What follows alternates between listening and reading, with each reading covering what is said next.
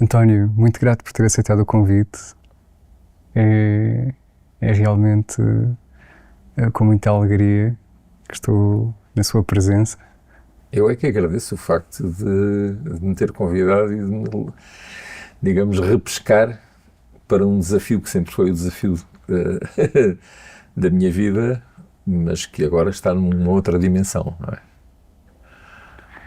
Quem é o António Quaresma? Eu sou um ser humano perfeitamente normal, determinado,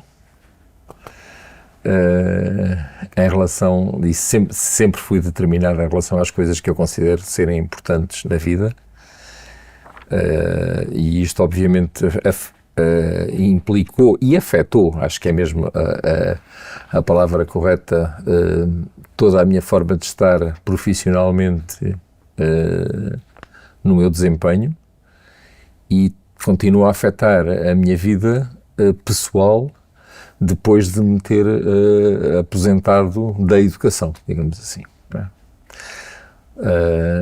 Sou uma pessoa que entende que há a necessidade, se calhar urgente, aliás, se calhar cada vez mais urgente, de haver alterações de fundo no funcionamento e mesmo na organização neste país, mas se fosse necessário resumir, eu diria que sou uma pessoa interessada pela vida e pelo desenvolvimento pessoal. E qual será a diferença entre educação e instrução? Há uma diferença profundíssima, não é? É evidente que nós podemos discutir esses dois conceitos, não é? E podemos dizer que é possível educar através da instrução. Sim, isso é um facto, porque foi isso que aconteceu historicamente ao longo dos vários séculos, até que, digamos, nos inícios do século XX, essa discussão começa a ser muito atualizada. Se nós olharmos para os Ministérios da Educação, como nós agora apelidamos, eles anteriormente eram Ministérios da Instrução Pública, porque a única forma de educar era instruir. E isto porquê? Porque, de facto, a informação e o conhecimento não estavam generalizados. Estavam na posse de uma determinada classe social, que estava essencialmente ligada à Igreja, aos mosteiros, e a um conhecimento que era transmitido verbalmente, não é? Que foi depois necessário sistematizar, organizar e registar, para o qual os monges copistas foram, de facto, extremamente importantes, não é? Mas todo esse conhecimento organizado nas igrejas estava retido numa determinada classe social. A própria nobreza, a esmagadora maioria dos nobres eram analfabetos, não é? E, portanto, o conhecimento da leitura e da escrita e desses processos que são fundamentais para um conhecimento que é transmitido às outras gerações só existia ao nível da Igreja. Portanto, o que era fundamental fazer-se, quando se começou a discutir as elevadas taxas de analfabetismo e a preocupação pela aquilo que na altura não se chamava iliteracia, mas que hoje em dia nós chamamos de iliteracia, quando se começa a discutir a falta de preparação que a grande maioria da população tinha para dinâmicas que começam a surgir na sociedade e que estão muito ligadas a processos também de revolução industrial, não é? Embora aí, antes da Revolução Industrial, os colégios jesuítas na Europa tenham tido um papel muito grande na instrução das massas, digamos assim, não é? António, desculpe interromper, mas ainda em relação à distinção entre educação e instrução, dizia que a instrução foi sempre usada para educar, mas nem sempre, não é? Na Antiguidade, por exemplo, os gregos rebelar-se-iam se alguém lhes impusesse uma escolarização obrigatória ou uma instrução. Não é? A instrução, de resto, era própria dos escravos. Sim. Ok, mas o que nós temos eu estou de facto centrado nestes tempos mais recentes, mas esta capacidade de instruir, quer dizer, de eu dizer aquilo que o outro tem de conhecer, e eu definir quais são os conhecimentos que são fundamentais, não é? Anteriormente não existia. E de facto, essencialmente na Grécia, o tipo de educação que existia era uma educação muito baseada no diálogo. É evidente que existia um mestre, mas se nós pensarmos no processo educativo que existia na Grécia, era um processo onde existia para já uma outra organização do espaço, não é? Que era muito mais circular, onde existia diálogo. A escola não era vista como uma instituição. Não era vista como uma instituição. Um espaço físico sequer. Não era vista, mas de facto existia uma outra organização do espaço. Podemos dizer, podemos dizer mesmo, embora esta expressão venha curiosamente da Igreja, existia uma outra pedagogia do espaço. E porquê é que eu digo que vem da Igreja? Porque a forma como a própria Igreja se organizava na altura, não é? Era substancialmente distinta da forma como a Igreja Católica depois se organizou. A Igreja Católica organiza-se numa perspectiva claramente instrutiva, enquanto que os movimentos religiosos na Grécia se organizavam numa perspectiva de diálogo. Ou seja, o espaço litúrgico era de tipo circular, enquanto que a Igreja Católica Apostólica Romana surge num espaço muito mais de transmissão, num espaço de aula.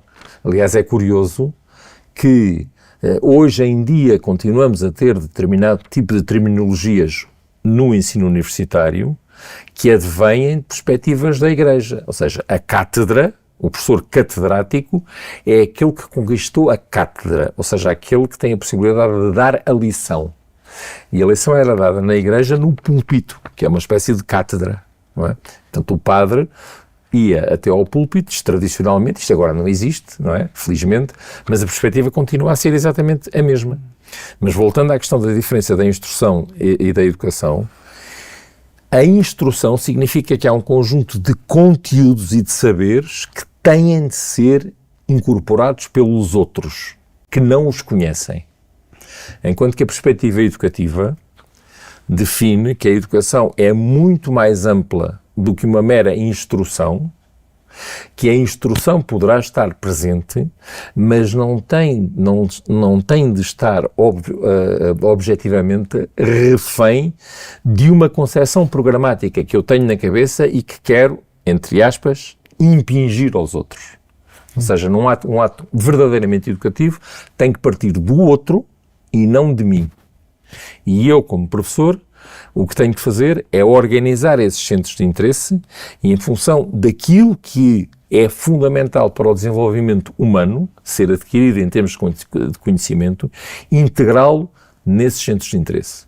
Educação vem do termo latino ex ducere, que significa guiar para fora, não é? Conduzir para fora, que talvez tenha que ver com reunir condições para que os nossos dons inatos se manifestem, não é? Sim. Para que venham à superfície. Sim. Ora, hoje em dia parece que se confunde educação com instrução e com a preparação do jovem para um ofício, para o ganha-pão, que não era bem esse o sentido da educação nos primórdios, nomeadamente na Antiguidade, não é? Em que a educação tinha um caráter mais moral, não é? Formação de caráter, formação de personalidade, o ideal do homem bom e belo, não é? Sim, embora há aqui subtilidades que me parece importante nós refletirmos, não é? Sobre as quais é importante nós refletirmos. Essas subtilidades têm a ver com o seguinte: para mim é evidente que, independentemente das estratégias organizativas do processo educativo, não é? Há sempre um interesse em formar o outro. Mas formar o outro pode ter uma perspectiva mais fechada, que é a questão da instrução, ou seja, há determinados conhecimentos, por exemplo, em Portugal e noutros países da Europa, estavam muito centrados em ler, escrever e contar, porque isto está muito relacionado também, ou seja, há uma normalização e uma formatização que tem muito a ver com processos económicos, sociais e muito ligados à Revolução Industrial. Não é? E, portanto, é importante não esquecermos que a escola de massas advém da Revolução Industrial, e é com a Revolução Industrial que a escola de massas começa a desenvolver, não é? Com a Revolução Industrial começa uma industrialização do ensino? Sim. Poderemos dizer, assim, de uma forma mais lata, que sim, que começa claramente uma industrialização do ensino. Aliás, nós temos atualmente um ensino claramente industrializado. Quando nós usamos a palavra prestação do serviço educativo, estamos nessa dinâmica. Estamos claramente nessa dinâmica, porque quem entende a educação como um serviço não percebe verdadeiramente qual é o significado da palavra educar, nem percebe verdadeiramente qual é o papel que o Estado deve ter no processo educativo dos cidadãos. Sócrates, apesar de pobre, ele recusava-se a receber dinheiro, recusava-se a ser remunerado e preferia a todo o custo ser livre, não é? Manter a sua independência, poder dar a sua opinião sobre tudo e sobre todos, de forma livre, independente, isenta. De que forma é que um professor assalariado pode manter a sua verdade, não é? E manter uma certa coerência entre aquilo que ensina e aquilo que pensa e sente? Eu penso que o dinheiro não tem nada a ver com esta questão. Ou seja, eu não sei porque é que Sócrates tinha exatamente essa posição, para além da posição, digamos, oficial daquilo que ele usa para fundamentar essa sua decisão. Um professor pago tem que se restringir ou tem que se cingir a um currículo, não é? Tem que ensinar um determinado. Não. Um professor pago não tem que se exigir um currículo. Um professor tem que ser um profissional muito bem pago. Muito bem pago. Porquê? Porque, para mim, a profissão de professor é das profissões mais importantes em qualquer sociedade. Se não mesmo a mais importante. Agora, não se pode transformar num assalariado. Não se pode deixar transformar num assalariado. O que significa que aqui tem que haver a chamada ética profissional. Porquê é que eu digo isto? Nós, neste momento, e desde há relativamente pouco tempo a esta parte, percebemos de uma forma clara que a classe profissional dos professores se une quando estamos a falar de questões salariais. Aliás, até parece que o problema da educação em Portugal era exclusivamente a recuperação do tempo de serviço. Ou seja, era uma questão salarial. E estamos completamente fora da realidade. Ou seja, mas isso é um problema das políticas públicas de praticamente todos os governos até este momento. É que trabalham para a superfície, não trabalham para as questões estruturais e para as questões de fundo. Sem dúvida. Aliás, se formos ler, que eu li, os programas eleitorais dos vários partidos que concorreram às últimas eleições, praticamente todos são de uma pobreza franciscana em termos de ideias estruturais para a educação, não é? O que acontece ao nível do professor é quando eu digo que um professor tem que ser uma classe profissional muito bem paga, mas esse pagamento tem que estar associado a outra situação, que é a avaliação do desempenho docente. O que nós temos em termos de avaliação do desempenho docente é uma coisa verdadeiramente vergonhosa. Vamos imaginar uma situação. Eu sou professor e o António também é professor e, por acaso, tem a responsabilidade de avaliar o meu desempenho. Como é que neste momento se faz a avaliação do desempenho? Eu faço o meu relatório de autoavaliação e entrego o meu relatório de autoavaliação. O António é o avaliador. E a única coisa que pode fazer relativamente à minha autoavaliação é ler o meu relatório, não o pode interpretar em função da realidade que conhece do meu desempenho, não pode agir relativamente a isso, e a única coisa que tem que dizer é se o relatório está bem concebido ou não está bem concebido. Compreendo. Significa isto que nós temos uma avaliação de desempenho que é uma mentira completa, total e absoluta e não tem nenhuma perspectiva que deveria ter para ser coerente com a perspectiva de avaliação que existe em relação aos alunos, é que fosse uma avaliação formativa e formadora. Ou seja, que desse ao professor que é avaliado um feedback de qualidade em que diz: a tua posição em termos do teu processo de desenvolvimento está aqui, é importante que tu melhores nestas áreas, é importante que tu valorizes estas em que tu és muito bom, num processo que tem que ser um processo coletivo. Isto não existe, porque continuamos a navegar na superficialidade. E, portanto, é por isso que, de facto, uma profissão docente é fundamental para o desenvolvimento de uma sociedade. Tem que ser uma função docente extremamente bem remunerada, mas tem que ser uma função docente claramente avaliada com dignidade, ou seja, com verdade.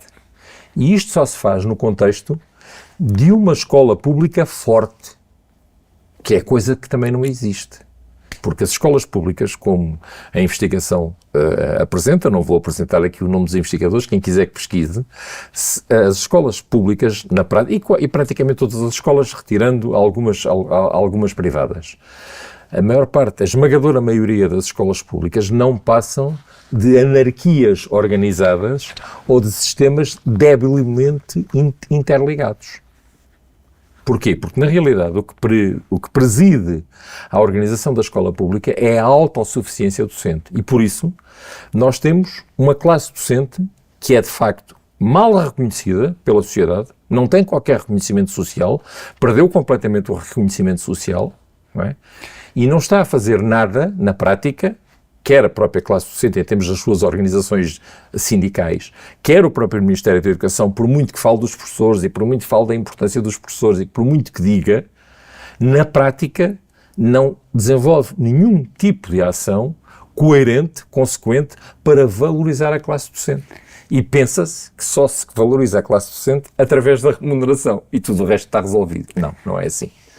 António, não será essa perda de reconhecimento também resultado desta massificação do ensino e de uma formação deficiente dos professores e também de admissão massiva de professores sem vocação, que no fundo são assalariados e que não têm a ambição de se tornar professores no verdadeiro sentido do termo, ou seja, porque parece que de alguma forma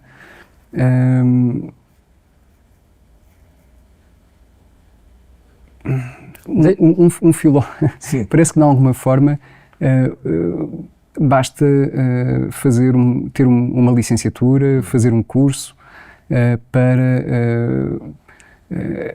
adquirir a licença para ficar habilitado a dar aulas, a ensinar sobre um determinado tema. Mas será uma licenciatura o bastante para tornar um homem comum um filósofo? Bem, o professor não tem que ser um filósofo. Não.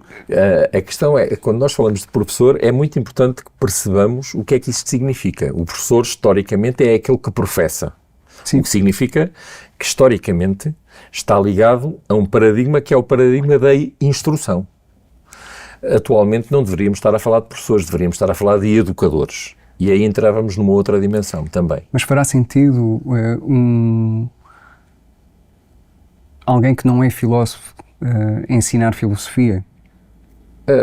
o mesmo sentido que teria alguém que não é letrado a ensinar sobre a literatura. Mas aí continuamos a entrar no mesmo tipo de problema que, curiosamente, tem a ver com a instrução e tem a ver com a educação. Porque nós temos um sistema educativo baseado em disciplinas. Disciplinas que são ilhas entre si, porque nas escolas não existe verdadeiro trabalho coletivo, colaborativo. Ou seja, o que impera é a autossuficiência docente. O que significa que o próprio sistema, apesar de dizer que, por exemplo, um projeto educativo de escola é o elemento de referência para o desenvolvimento e para a organização de toda a escola em termos educativos, não exerce o Estado nenhum sistema de regulação sobre o desenvolvimento e a avaliação do projeto educativo. Não é? Pronto. Ou seja, aqui, nós logo aqui temos uma falha grande, não é? E, portanto, quando nós temos um processo de autossuficiência docente em que, porque na realidade o verdadeiro projeto educativo é cada um dá as suas aulas, porque os projetos educativos nos agrupamentos não passam de vestidos de noiva, e eu tenho dados objetivos para dizer isso, eu tenho vindo nos últimos 2 anos a fazer uma avaliação sistemática da existência de projetos educativos. É muito fácil. Nós vamos às páginas dos agrupamentos e verificamos, o projeto educativo existe ou não existe? Muito bem, existe. Qual é o prazo de validade? Está dentro do prazo de validade ou está fora do prazo de validade? E eu vou-lhe dizer que cerca de 40% dos projetos educativos estão fora do prazo de validade. Ou seja, o prazo de validade já passou. Eu estive num agrupamento aqui na zona de Sintra que teve o seu projeto educativo completamente desatualizado durante 7 anos. Nós temos um agrupamento de escolas em Lisboa que tem o projeto educativo desatualizado desde 2017. Temos um agrupamento de escolas na zona centro do país, muito perto de Aveiro, que tem o seu projeto educativo desatualizado desde 2015. Eu pergunto qual é o sistema de regulação que o Estado português e que o Ministério da Educação, através das suas estruturas, faz sobre esta exigência. Ou seja, está a dizer na prática que ele não interessa. Então, talvez estejamos desatualizados desde a Grécia Antiga. Então, o que acontece é o seguinte, nós temos que rever estes processos todos. Um dos problemas fundamentais é, de facto, o Estado não exerce regulação sobre praticamente nada daquilo que vai ocorrendo. Mas, quando estamos a falar sobre os professores e sobre a formação dos professores nós temos que pensar que o sistema educativo necessita de ser, na minha perspectiva, claramente refundado. Aliás, eu apontei isso no único livro que eu publiquei sobre a questão educativa, e eu acho que o Estado precisa mesmo de refundar o sistema educativo, porque um sistema educativo baseado em disciplinas está completamente fora da realidade atual. O conhecimento tem de ser transdisciplinar e não disciplinar, não é? E, portanto, tudo isto tem a ver, obviamente, como o António disse bem, com processos de formação de professores. Ou seja, o processo de formação de professores que as universidades continuam a fazer e que também as escolas superiores de educação, não é? Não dá resposta às necessidades atuais da sociedade. Eu dou-lhe só um pequeno exemplo. Curiosamente, antes do 25 de Abril, existiam as chamadas escolas anexas aos então magistérios primários. Eu fiz o meu magistério primário, o meu curso de magistério primário em Lisboa, e que quando eu iniciei em 75, ainda havia escolas anexas a funcionar, estavam mesmo ligadas ao edifício. Passado pouco tempo desapareceram. O que é que acontece? Acontece que nessas escolas anexas eram trabalhadas as perspectivas que os estudantes do magistério primário tinham de desenvolver. Isso desapareceu completamente. Ou seja, como as instituições, a única coisa que precisam são de escolas onde os seus estudantes façam estágios, arranjam escolas à volta, e esta expressão, a palavra está usada de propósito, arranjam escolas à volta onde os seus estagiários possam ir fazer algum estágio. Não lhes interessa quais são as características daquela escola, se as características daquela escola têm a ver com as perspectivas de formação que essa universidade ou a Escola Superior de Educação quer desenvolver. E, portanto, isto é logo uma lacuna bastante grande. Eu estou muito à vontade para dizer isso, porque eu nos últimos anos trabalhei numa escola aqui perto do sítio onde nós estamos a gravar, na Escola Básica da Várzea de Sintra, que pertence ao agrupamento de escolas de Dom Carlos I. Nós tínhamos um projeto educativo próprio, tínhamos um plano de inovação e recebemos estagiários de uma escola universitária ligada aos processos de formação de professores. Eu não vou dizer o nome dessa escola por questões óbvias. Mas, ao recebermos essas estagiárias, nós demos-nos conta de que o tipo de trabalho que era desenvolvido lá, nessa escola, estava muito refém de determinado tipo de concepções que, neste momento, não fazem qualquer sentido numa educação, como se costuma dizer, para o século XXI. Ou seja, estamos aqui num outro plano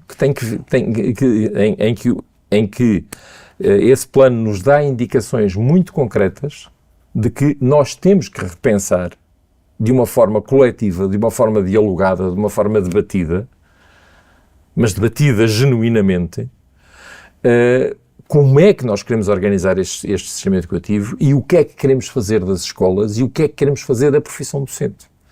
Porque, na realidade, como disse bem, todos os processos de massificação têm esse impacto. Sim. Se eu preciso de massificar rapidamente, é evidente que eu vou descurar a qualidade do processo formativo. A universalização do ensino, que tinha supostamente o propósito de reformar a humanidade, não trouxe os resultados esperados. Claro. O Trotsky defendia que essa seria a forma de tornar cada operário num novo Miguel Ângelo, ou num novo Nikola Tesla. Sim, mas repare... No entanto, não só tem diminuído o número de génios da ciência, das artes, os génios em geral, como temos assistido a, eu diria, uma estupidificação das pessoas. Como é que se explica este fenómeno? É assim, em primeiro lugar, a escola não tem que formar génios, porque esse princípio é o mesmo princípio da excelência. Na altura não se falava em educação para a excelência, mas hoje fala-se muito que o que se quer é uma educação para a excelência. Não, a questão não é a educação para a excelência, não é se eu quero que eles sejam excelentes ou deixem de querer que eles sejam excelentes, os alunos, não é? As crianças e os jovens, como eu gosto mais de falar, porque esta questão dos alunos é muito diluída, é muito abstrata. O que é isto dos alunos, o que é isto dos estudantes, o que é isto? São crianças e jovens. E, portanto, eles têm determinadas especificidades e o que a gente tem que fazer, como queremos de facto criar seres humanos adaptados à realidade desta sociedade e para criarmos seres humanos adaptados à realidade desta sociedade, temos que trabalhar muito a sua felicidade e uma educação emocional, onde a questão das emoções de facto tem que estar muito presentes. Se nós avançarmos nesta área, estamos de facto a olhar para os estudantes, digamos assim, como seres humanos. E é isso que a escola tem que fazer. A escola tem que olhar para os estudantes, para os alunos, como seres humanos e não como seres receptores de uma informação que eles têm que meter na sua cabeça. Ou seja, temos que partir, de facto, dos verdadeiros centros de interesse deles. E então aí podemos ter Miguel Ângelos, podemos ter verdadeiros poetas, podemos ter José Saramagos, podemos ter Fernandes Pessoas, podemos ter Maria João Pires, podemos ter muita coisa. Mas para isso temos que olhar para eles como seres humanos. E será que o valor e a virtude podem ser adquiridos através do ensino? O valor e a virtude podem ser adquiridos através da educação. Eu tenho muitas dúvidas que possam ser adquiridos através do ensino. Porque nós continuamos... a questão dos termos, nós continuamos com uma terminologia completamente desfocada da realidade. Porque nós, por exemplo, vamos ver os documentos oficiais e tudo se fala no processo ensino-aprendizagem. O que significa que não existe aprendizagem sem ensino. É mentira. Há muitas coisas que nós aprendemos. Aliás, a grande maioria das coisas que se aprendem na escola não são através do ensino. É evidente que o ensino é muito importante. Deixe-me eu dar-lhe um exemplo. Nós, na Várzea de Sintra, sempre trabalhamos muito em perspectivas relacionadas com a autorregulação da aprendizagem. Isto é um processo difícil, como é óbvio, não é para dizer que temos que privilegiar a autorregulação da aprendizagem, que de hoje para amanhã todos os professores passam a trabalhar segundo princípios de autorregulação da aprendizagem. Todos os professores passam, de certeza absoluta, a usar a palavra autorregulação da aprendizagem. Mas não fazem a mínima ideia do que é isso. O que significa que é preciso um processo de integração destes princípios na ação pedagógica que tem que ser feito de um modo colaborativo e com disponibilidade para mudar. Mas, quando nós estamos a este nível, o que interessa de facto é perceber que em cada um dos seres humanos que nós temos à nossa frente há um cidadão que tem características próprias, tem centros de interesse, tem gostos particulares, que podem ser inatos ou não ser inatos, podem ser desenvolvidos e podem ser até descobertos futuramente, que é a partir daí que nós temos que desenvolver o nosso processo. É isso, essencialmente, que tem que ser feito. Só se isso for feito, é que, de facto, temos um sistema educativo verdadeiramente poderoso. Porque não são todos os elementos que nós temos de recolha de informação, que são as notas. As pessoas só ficam preocupadas, e os políticos só ficam preocupados quando os relatórios internacionais, ou os TIMSS, ou os PILS, ou seja aquilo que for, nos dizem que há determinados indicadores que estão mal. Porquê? Porque, de facto, a esmagadora maioria dos políticos não sabe nada de educação, António. Não sabe absolutamente nada de educação. A única coisa que sabe é que a palavra educação é importante ser usada. Na última campanha eleitoral, a palavra educação foi muitas vezes usada, não é? Mas usada em chavões, porque perspectivas claramente de organização do sistema educativo e de como é que a escola pública deve agir relativamente aos estudantes e à educação, elas não existiram. Talvez por isso seja tão importante a independência da educação. A autonomia. A autonomia. Na Grécia Antiga, por exemplo, a autoridade do professor não era sacramentada pelo Estado. Era adquirida. Sim. Era adquirida pela reputação de uma existência dedicada à busca da sabedoria. E era um trabalho de modelar a alma, não era mera acumulação de conhecimento intelectual.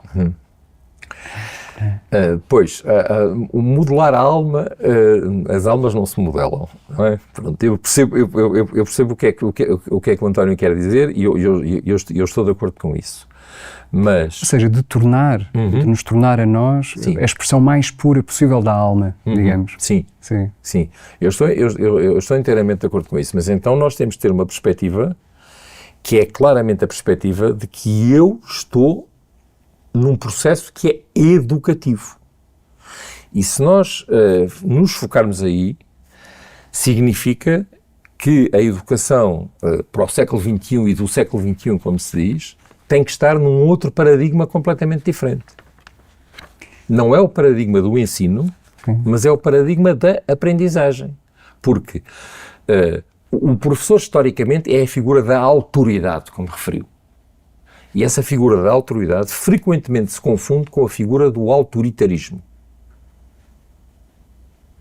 A autoridade é adquirida frequentemente pela capacidade que os outros veem em nós de nós podermos liderar e organizar as próprias equipas e fazer com que as equipas cresçam.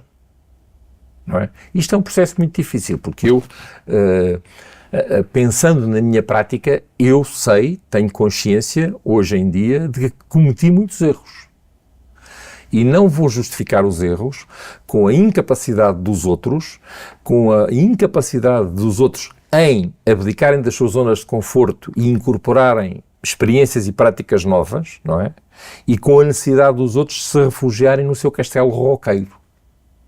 Não vou justificar isso. Vou justificar exclusivamente com a minha incapacidade em ter conseguido contribuir fortemente para o desenvolvimento profissional dessas pessoas. Mas esta questão é determinante no desenvolvimento da escola. Ou seja, uma escola tem verdadeiramente autoridade quando essa autoridade lhe é reconhecida por processos normais de convívio social e não porque alguém me diz através da legislação e através do poder autocrático que eu tenho autoridade. É um pouco a diferença entre o professor de verdade, sim, e o educador. Como Sócrates, não é? O educador, não é? Que é aquele que ensina pelo exemplo, sim, que inspira, claro, não é? Pelo seu próprio exemplo, claro, de vida. Não é? Claro. Ou seja, há uma coerência entre aquilo que ele ensina sim, e aquilo que ele faz. Claro. E a forma como claro, vive. Claro. Não é? Claro. E não precisa de recorrer a livros ou quaisquer mediações. Não é? É um contacto direto com o discípulo. Exatamente. Não é? Pessoal. Próximo. Afetivo. Sócrates considerava-se um parteiro de almas. Não é? Ou seja, é algo muito pessoal, muito íntimo. Não é? Claro que se nós estivermos nessa dimensão, já aparecem aqui vozes ao lado a dizer o seguinte, aqui não há vozes ao lado, mas quando digo vozes ao lado eu estou a ouvir os discursos que aparecem. Mas como é que isto é possível fazer se nós temos tantos alunos na nossa turma? É claro, recorremos a um discurso, eu peço desculpa se calhar pela pouca correção desta palavra, mas isto é um discurso que é completamente imbecil. Não é que as pessoas que o estejam a ter sejam imbecis, não é essa a questão, mas o discurso em si é imbecil. Porquê? Porque eu posso lhe dizer que nós, por exemplo, no plano de inovação que foi desenvolvido a partir do projeto educativo da Várzea de Sintra e que foi alargado a todo o agrupamento de escolas Dom Carlos I aqui há uns anos e que neste momento está tudo completamente morto, posto pelas ruas da amargura e deixou de existir na prática, pelas informações que eu tenho tido de alguns professores e de muitos pais e encarregados de educação. Nessa altura, nós olhamos para a organização dos grupos como núcleos de aprendizagem, indo buscar muita experiência que foi desenvolvida na Escola da Ponte há um conjunto de anos. E essa perspectiva era extremamente correta e continua a ser correta. Ou seja, nós temos grupos que necessitam de muito mais apoio dos professores e, portanto, têm que ser grupos mais reduzidos, e temos outros grupos onde os processos de autorregulação da aprendizagem e da autonomia do aluno já são tão grandes, onde os grupos podem ser muito maiores nesta relação professor, digamos assim, educador-alunos, não é? E, portanto, não estamos a falar de que as turmas têm que ser menores. Não, as turmas têm que deixar de existir. Exatamente. Temos é que ter um agrupamento de alunos que é muitíssimo mais flexível e que se organiza em função das especificidades e do perfil de alunos. A Escola da Ponte é outro grande exemplo de que é possível resgatar o sentido original do termo educação. A verdadeira educação. E há outros sistemas também muito inspiradores, como a própria pedagogia Waldorf, o legado do Steiner, que são, digamos, adaptações da educação aos tempos modernos, não é? À sociedade moderna. Não é? Por que motivo, apesar de todos estes exemplos, todos estes faróis, ainda não houve, na sua opinião, alterações ou transformações significativas no modelo de ensino? É porque o que nós temos é um modelo de ensino. Nós não temos um modelo de aprendizagem. Nós dizemos que temos um sistema educativo e eu digo claramente que temos um sistema deseducativo. Mas porquê? Quero que eu lhe dê só um pequeno exemplo. Nós temos vindo, em função das últimas eleições legislativas, a fazer análises porque é que houve um surgimento muito grande da direita, porque é que o Chega se transformou no segundo partido político, porque é que os jovens, segundo os dados que são apresentados, votaram massivamente no Chega. Eu acho que as pessoas deveriam estar muito preocupadas com o facto disso ter acontecido.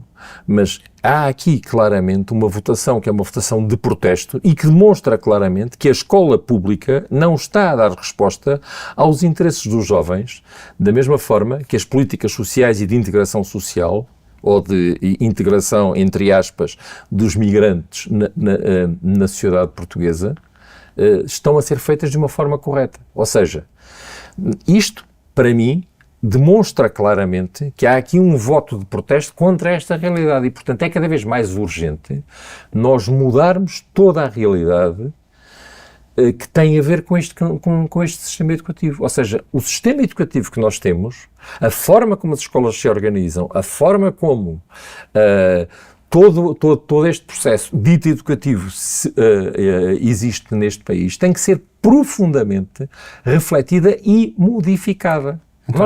Nós temos alguns exemplos, deixa-me só terminar. Nós temos alguns exemplos muito interessantes que não são só a Escola da Ponte. Repare, a Escola da Ponte existe desde 1976. Nós estamos em 2025. 2025. O que nós estamos a dizer é que hoje em dia continua a ser inovação uma coisa que tem quase 50 anos. Dizemos que Waldorf é inovador, dizemos que Montessori é inovador, dizemos que Freinet é inovador, tem mais de 100 anos. Como é que nós podemos hoje em dia estar a dizer que isto são experiências inovadoras? O que nós estamos a dizer, quando afirmamos isto, o que estamos a dizer é que temos um sistema educativo completamente arcaico. Completamente arcaico para quê? Para as necessidades atuais da sociedade. Eu não estou a dizer mal dos professores. Os professores, volto a dizer, são a classe profissional mais importante numa sociedade, deveriam ser extremamente valorizados e, obviamente, redignificados profissional e socialmente. E esses seres humanos todos, entre os quais eu me incluí, não é? Porque fiz parte deles, têm uma capacidade, porque eu acredito que qualquer ser humano tem capacidade de mudar a sua vida, de melhorar e de ser claramente, entre aspas, um farol na sua atividade profissional, porque acredito. Agora estamos a falar de uma outra dimensão que não é aquela que existe. Porque o sistema atual que nós temos, vamos continuar a ter problemas no sistema educativo. E os problemas do sistema educativo não são a falta de professores. António, deixe-me só que eu lhe diga o seguinte. Nós pegamos no número de alunos que existem no sistema educativo e pegamos no número de alunos que existem, do número de professores que existe no sistema educativo. A relação professor-aluno é de 1 para 9, ou seja, nós temos um professor para 9 alunos. Claro que vêm logo os discursos, mas isso é tudo manipulação, porque isso não existe ao nível das disciplinas. Claro, mas eu não posso querer fazer uma mudança no sistema educativo e querer dizer que o sistema educativo vai ter de estar continuar a ser organizado por disciplinas. Há outras formas de organizar que existem, que estão a ser desenvolvidas. Aliás, os relatórios internacionais, nomeadamente da Unesco e nomeadamente da OCDE, falam sobre esta questão de diluir o poder disciplinador das disciplinas, não é disciplinador em termos de autoridade, não é?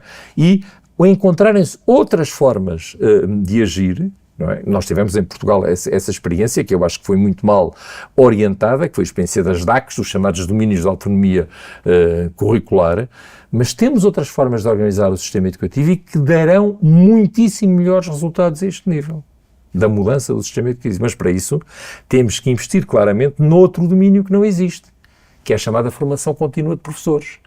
A formação contínua de professores que nós temos é de péssima qualidade, não dá respostas às necessidades do sistema educativo e está unicamente virada para a aquisição de créditos para uma avaliação de desempenho que é fictícia. O problema, claramente, transcende os professores. E os professores são vítimas desse problema. São vítimas desse problema e a maioria deles não tem consciência de serem vítimas do problema. E há muitos professores que, apesar das condições que têm, fazem verdadeiros milagres. Sim, autenticamente. E tem muito valor e é um valor que tem que ser reconhecido. Será que o sentido original de educação, o conceito original de educação foi subvertido? Será que a escola pública é uma fábrica de peças para esta engrenagem que é o antissistema que vigora? Eu acho que a questão do sentido é de facto muito, muito, muito importante. Tudo aquilo que nós fazemos na vida tem que fazer sentido. Tem que fazer sentido, em primeiro lugar, para nós próprios e tem que fazer sentido para o contexto em que esse ato se expressa. Nós frequentemente olhamos para a educação como uma coisa que é exterior a nós. Ou seja, o professor vai, chega a uma escola e tem que dar as suas aulas. E todos os professores encontram as formas mais interessantes para que os estudantes saibam a matéria que têm que saber. Não tenho a mínima dúvida em relação a isso, não é?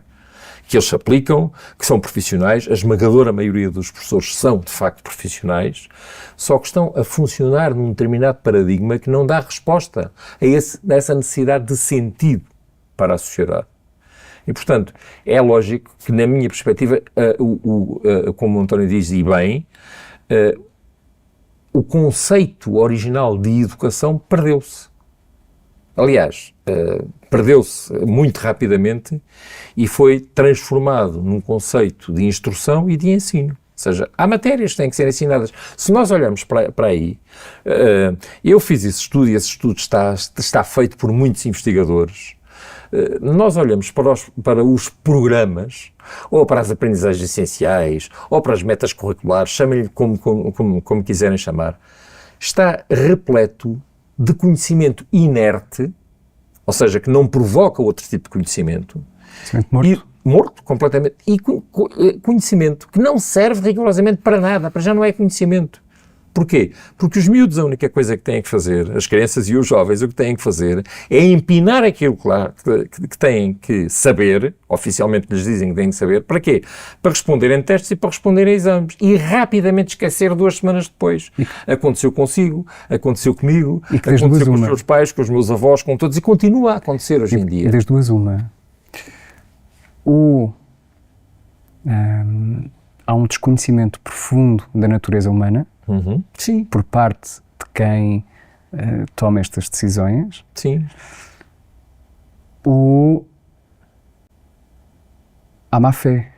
Não, eu não acredito que haja má fé, não é? Porque mesmo aqueles políticos de direita e de extrema-direita que eu ouço com discursos completamente obtusos, não é? Eu acredito nessas pessoas enquanto seres humanos. Acredito é que há um conjunto de traumas e de problemas ali que têm que ser resolvidos e que têm que ser assumidos. Mas há um conjunto de justificações. Sim, e à extrema-esquerda também, obviamente. Os extremos para mim fazem muita confusão. Quaisquer extremos. Acho que, como a filosofia oriental fala, a via do meio é muito mais interessante. Mas não estou aqui, quando digo a via do meio, a defender blocos centrais, não é? Não, porque, curiosamente, nem PSD nem PS têm dado a resposta às necessidades que esta sociedade tem em termos de modificação, de facto, dos seus paradigmas de funcionamento, não é? O que eu estou a dizer aqui é uma via do meio, uma via de tranquilidade, de interiorização, de conhecimento pessoal. De equilíbrio, exatamente, é neste sentido. Mas, e com isto perdi-me um pouco em relação à minha linha de raciocínio anterior. Eu perguntava se dizia que das duas uma, ou há um desconhecimento profundo da natureza humana, sim, por parte de quem toma estas decisões, okay, ou então há necessariamente má fé. Ok, não acho que haja má fé. Acho que há outra coisa, que é a ignorância. Quem define? Quem é que define o currículo e as políticas de educação? Quem Eu já respondo a isso. Ignorância não significa analfabetismo ou estupidez. Ignorância significa que há uma área que eu não conheço. Não conheço. Nós tivemos um dos últimos ministros da Educação, o penúltimo, porque este que nós temos neste governo é o mesmo do anterior governo, não é? Mas, por exemplo, o ministro João Costa, na minha perspectiva, foi aquele ministro que teve a capacidade de percorrer as escolas do país de norte a sul e a dar uma importância muito grande a este contacto pessoal, não é? Mas, no entanto, isso não lhe serviu de nada para ter a coragem política de avançar com as medidas de fundo que tinha que ter avançado. E que teve-las nas mãos, não é? Não sei porque é que não avançou, nem porque deixou de avançar. Será que os ministros da Educação têm essa liberdade? Eu isso já não sei, nem vou especular a esse nível, não é? Agora, o que eu quero dizer é que quando falo de ignorância, é ignorância em termos do trabalho no terreno. Porque é assim, Eu posso ser, imagino que eu tenho a responsabilidade numa organização, numa área qualquer, não é? E o António tem um conhecimento muito grande do terreno. Eu vou falar consigo. E diz-me isto, e diz-me aquilo, e diz-me aquilo outro. E vou falar com outro, e diz-me mais esta informação. E eu analiso aquelas informações todas e digo, eu acho que é assim. Não, a pessoa tem que ter um conhecimento do terreno. Um ministro da Educação que não conhece o terreno tem sérios riscos em não poder ser um bom ministro da Educação. Aliás, é muito curioso que a esmagadora maioria dos ministros da Educação vêm do chamado ensino universitário. Vem. Porquê? Porque se acha que, como estão num nível universitário, podem ter mais conhecimento e podem ter mais capacidade de ação. Ponham pessoas que têm conhecimento do terreno, que de facto sabem a realidade e que têm uma realidade com uma perspectiva de atualização e de inovação, de verdadeira inovação. E isso é que é necessário. Isso é que é verdadeiramente necessário na escola. Ou seja, não é uma questão de má fé, é uma questão de não conhecer verdadeiramente os problemas de fundo que existem na escola pública portuguesa e no sistema educativo português, com um impacto grande na formação das crianças e dos jovens que serão o futuro deste país e da sociedade. Mas o António foi professor. Sim. E conhece os meandros da educação. Quem é que define as políticas de educação? Quem é que define o currículo? Bem, essa definição do currículo é muito interessante, porque é assim, o currículo está... há aqui duas áreas. Há quem ache que tem que haver determinado tipo de conhecimentos que têm que ser mesmo transmitidos, mesmo que eles não sirvam para nada, servem como cultura geral. Isto dá uma vontade de rir enorme, quer dizer, cultura geral. Mas cultura geral, isso é o paradigma da instrução, quer dizer, quando as taxas de analfabetismo eram enormíssimas, ler, escrever e contar era muito importante, e depois havia todo um conjunto de informação que era mesmo importante para o conhecimento básico de um ser humano. Eu, quando andei na escola, tinha que saber as serras, tinha que saber os caminhos de ferro, tinha que saber que não servia para nada. Mas era fundamental, porquê? Porque eu depois ia ter que debitar isso em testes, em provas e em exames. Bem, mas isso define-se hoje em dia com outros parâmetros. Acha-se que a educação para as emoções é extremamente importante, que a cidadania e desenvolvimento é de facto extremamente importante, que as artes são muito importantes, que a educação física também. Há todo um conjunto de outras disciplinas. Sempre disciplinas. Quando aparece mais uma área, por exemplo, tecnologias da informação e da comunicação, transformou-se numa disciplina. E, portanto, vai-se àquela aula saber coisas que não têm nada a ver com aquilo especificamente. Porquê? Porque esses conhecimentos se integram na vida. Por exemplo, uma criança que vai fazer um trabalho de projeto tem que ter conhecimentos ao nível do português, tem que ter conhecimentos ao nível da matemática, tem que ter conhecimentos ao nível das tecnologias de informação e comunicação, porque ele vai comunicar e vai organizar e vai apresentar o seu trabalho. Portanto, há aqui toda uma organização que é transdisciplinar e ela é que deve estar presente na organização dos processos educativos. E, portanto, aqui não é uma questão de má-fé, é mesmo uma questão de perspectiva educativa. Há aqui perspectivas claramente diferentes. Está muito claro, por exemplo, que à medida que a alfabetização tem aumentado também o desinteresse por livros, claro, pela leitura, claro, e até tem aumentado a dificuldade em compreendê-los. Sim, sim. Porquê? Porque, novamente, se organizam os processos segundo o mesmo paradigma. Entendemos há uns anos atrás que as crianças liam poucos livros. O que é que fizemos? Desenvolveu-se um Plano Nacional de Leitura. Desenvolveu-se um Plano Nacional de Leitura e produziram-se leituras obrigatórias. Depois substituiu-se a expressão leituras obrigatórias por leituras aconselhadas, que os professores, por isso simplesmente, continuaram a entender como leituras obrigatórias e, portanto, dizem que os alunos têm que ler aqueles livros ou aquelas partes dos livros obrigatoriamente. Que no nosso caso também acontecia. Tínhamos que ler os Lusíadas, tínhamos que ler a Cidade e as Serras, tínhamos que ler uma série de coisas. O paradigma é exatamente o mesmo. Eu posso lhe dar um exemplo.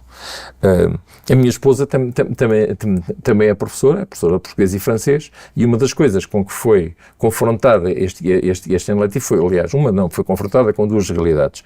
Uma em termos do português, as crianças que recebeu, muitas delas tinham grandes problemas ao nível da leitura e da escrita, não é? E tinham um desinteresse enorme pela leitura de livros. E o trabalho que foi feito é um trabalho que, para mim, é uma coisa verdadeiramente espetacular. Ou seja, alunos que, à partida, rejeitavam a leitura por todas as estratégias que foram desenvolvidas, de modo a conseguir promover a relação afetiva, a relação pessoal e a relação de compreensão e de interligação com as necessidades da leitura e da escolha de livros que dessem resposta às suas emoções, aos seus problemas, às suas necessidades, não é? Fez com que muitos deles leram muitíssimo mais livros do que alguma vez tinham pensado na sua vida, continuam, têm neste momento o seu livro na sua mesa de cabeceira para ler e, portanto, isso é possível fazer. Não é possível continuarmos a fazer com perspectivas de obrigatoriedade de. A mim não me interessa nada uma lista de livros que eles têm que ler no segundo ano, ou no terceiro, ou no quarto, ou no sétimo, ou no nono ano. Isso a mim não me interessa para nada. Interessa-me, de facto, que eles tenham gosto pela leitura, porque a leitura dá-lhes conhecimento, a leitura dá-lhes prazer, a leitura dá-lhes relação pessoal, a leitura desenvolve a comunicação. É curioso que o termo escola, skole, em grego, significava justamente tempo livre. Tempo livre de ocupações. Assim como o ócio, em latim, não é? O otium, em latim. E Aristóteles, por exemplo, dizia que o ócio era imprescindível para o florescimento da alma. Aí entramos numa outra área, que é novamente o paradigma da instrução. Nós temos que ter horários pré-definidos, com X horas para português, X horas para matemática, X horas para geografia, já menos horas para... E logo aí estamos a definir uma hierarquia da importância das disciplinas. E depois dessas horas todas e da exaustão que daí decorre, espera-se que uma criança tenha interesse em ler um livro? Claro. Mas como é que se espera? Quer dizer, eu sou educado porque me dão mais horas para português e matemática e menos para história e para ciência e menos ainda para artes. Por exemplo, a arte e as disciplinas das artes são disciplinas fundamentais na formação do indivíduo, fundamentais. E, no entanto, o sistema educativo relega-as para um interesse meramente secundário. Por muito que diga que são muito importantes, que a educação física é fundamental, mas depois, na prática, não lhes dá essa importância. Mais, são a base, o ginásio, não é? O ginásio. Não dá autonomia às escolas para desenvolver os seus próprios projetos curriculares. Se o António for às páginas dos agrupamentos e for ver os projetos curriculares, aquilo não é projeto curricular rigorosamente nenhum, porque não tem nenhuma perspectiva de desenvolvimento do currículo. A única coisa que faz é pegar nas matrizes curriculares, colá-las e dizer, nós organizamos os tempos letivos desta forma e daquela outra. Mas qual é a perspectiva de desenvolvimento curricular que a escola tem relativamente a isso? Não tem. Porque a única perspectiva de desenvolvimento curricular que tem está refém de uma obrigatoriedade que, na prática, o Estado, através do Ministério da Educação, diz que as escolas têm de ter. E, portanto, de facto, estamos a entrar aqui, como o António referia há pouco, na verdadeira autonomia da escola. Porque não há autonomia em relação a nada que não tenha automaticamente duas outras palavras associadas. E essas palavras são compromisso e responsabilidade. Se eu digo que quero ser autónomo em relação a isto, eu estou a assumir um compromisso. E tenho que mostrar que tenho a responsabilidade para o assumir, o que significa que tenho que prestar contas relativamente a isso. E isto tem a ver com a minha responsabilidade. Ou seja, eu quero ser autónomo, sim senhor, e vou prestar contas. Vou ter todas as possibilidades para desenvolver este projeto, com os recursos que eu tenho, organizando os recursos internos e externos, porque é importante educar com a comunidade e na comunidade, e com a participação forte da comunidade, e com uma forte ligação com as crianças e os jovens. Eles são elementos fundamentais no desenvolvimento do processo educativo. Eu podia-lhe contar aqui algumas histórias em termos de autonomia. Deixe-me só contar-lhe uma. Há uns anos, o pai de uma aluna telefona-me e diz-me assim, professor, por amor de Deus, falo com a minha filha, porque isto já não se aguenta. Mas o que é que se passa? Então, é porque ela, pura e simplesmente, já não quer sair connosco ao fim de semana. Mas porquê que ela não quer sair? Porque diz que tem trabalhos para fazer. E eu respondi, desculpe lá, mas sabe perfeitamente que eu não mando trabalhos de casa. Eu nunca mandei trabalhos de casa na minha vida, não foi agora que eu comecei. Não, eu sei isso, professor, eu sei isso muito bem. Mas ela diz que tem os seus planos de aprendizagem, que tem que trabalhar determinados objetivos de aprendizagem. Então aí estamos numa outra dimensão. Ou seja, a autorresponsabilização dela foi levada a um extremo que fazia com que esse empenho dela tivesse repercussões negativas na vida familiar. O que é que eu tive que fazer? Tive que falar com essa aluna e disse-lhe, Leonor, tu Mas pronto, já disse o nome da aluna, mas há muitas Leonores na Terra, não é? Disse, Leonor, tu estás a mostrar uma enorme responsabilidade, não é? Mas essa tua responsabilidade tem que conseguir equilibrar duas facetas da vida que são fundamentais. A tua vida enquanto estudante, não é? E a tua vida pessoal, com a tua família. E certamente se conseguires equilibrar isso, tu vais ter muito mais felicidade no trabalho. Portanto, tenta equilibrar isso. Define como um dos teus objetivos de aprendizagem conseguires equilibrar estas duas dimensões. E ela conseguiu perceber, então isto passou a ser um objetivo. Claro, isso é um objetivo da tua aprendizagem. Conseguires equilibrar duas facetas da tua vida. Porque não é só levar uma ao extremo e não conseguires equilibrar a outra que te vai fazer uma pessoa feliz. Pois é, já estamos e ela reformulou os seus próprios processos, mostrou a responsabilização, mas já mostrou numa outra dimensão. Já estamos no campo do desenvolvimento pessoal, já nos estamos a aproximar. Claro, mas é que a relação educativa é uma relação de desenvolvimento pessoal, é uma relação em que eu, como educador, como professor, oficialmente, me interesso verdadeiramente pelo desenvolvimento daquele ser humano. E estou a reconhecer, e até estou a agradecer, que a sociedade reconheça que eu possa intervir positivamente no desenvolvimento daquele ser humano. É isso que é importante. Porque não é no final, ninguém fica a gostar do professor A, B ou C, porque ele deu muito bem a matéria A, B ou C. Eu vou-lhe contar outro exemplo. Quando eu era estudante, no meu 5º ano, eu sempre fui muito mal a matemática. Me lembro que no 3º e no 4º ano, ainda, pronto, o 3º e o 4º ano equivalem ao 6º e ao 7º, exatamente, 3º e 4º ano, 6º, 7º e 8º, 7º e 8º, anos atuais, as minhas notas de matemática eram 10, 11, 10, 11, e eu não gostava nada daquela professora. E no 5º ano, que corresponde ao 9º, não é? Eu tive um professor que veio do Norte substituir essa outra professora, já não me lembro por que motivo, ela teve uma doença, uma coisa qualquer, e portanto veio substituir. E substituiu durante um ano inteiro. E nós adorávamos, nós todos na turma adorávamos aquele professor. E chamávamos o Mocho. Não me lembro do professor, mas era o Mocho. Porquê? Porque ele veio do Norte e não nos tratávamos por moços. Mas quando ele nos tratava por moço, dizia, Mocho. E ele era de uma sabedoria tão grande que ele incorporava mesmo a simbologia do mocho. E eu não estudei nada de matemática, absolutamente nada, e tive altas notas a matemática, coisa que eu nunca tinha tido. É o vínculo. O vínculo, exatamente. Porquê?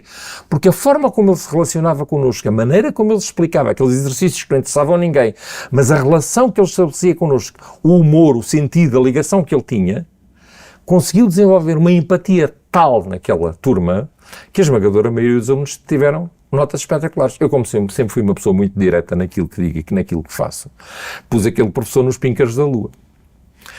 No ano seguinte, a professora entra e soube que o Quaresma, que é como eu sempre fui conhecido, tinha posto os professores nos píncaros da lua e dizia, agora sim e tal. Na primeira aula, aquela professora disse-me, Quaresma, eu este ano vou-te chumbar. Primeira aula, foi isto que me disse. Eu este ano vou-te chumbar.